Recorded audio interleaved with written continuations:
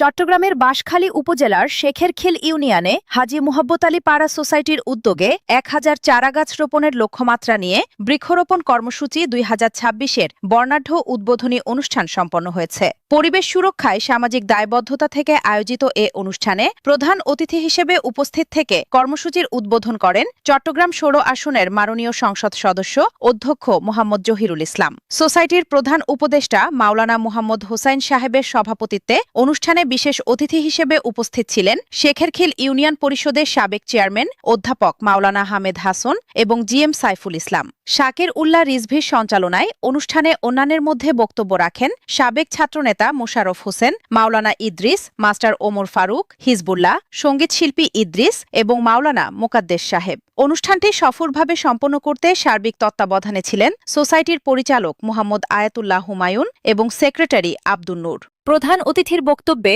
অধ্যক্ষ মোহাম্মদ জহিরুল ইসলাম বলেন, পরিবেশের ভারসাম্য রক্ষা ও জলবায়ু পরিবর্তনের ঝুঁকি মোকাবেলায় বৃক্ষরোপণের বিকল্প নেই। হাজী মুহাব্বত আলী পাড়া সোসাইটির এই 1000 চারাগাছ লাগানোর উদ্যোগ সত্যি প্রশংসনীয়। আমাদের আয়াতুল্লাহ হুমায়ুন এবং সেক্রেটারি আমার ভাতিজা হাফেজ আব্দুল নূর সহ এবং এটি এলাকার পরিবেশগত উন্নয়নে গুরুত্বপূর্ণ ভূমিকা রাখবে। বক্তারা তরুণ প্রজন্মকে পরিবেশ রক্ষায় এগিয়ে আসার আহ্বান জানান এবং সোসাইটির এই জনকল্যাণমূলক কাজের ভূয়সী প্রশংসা করেন। News desk, Chittagong.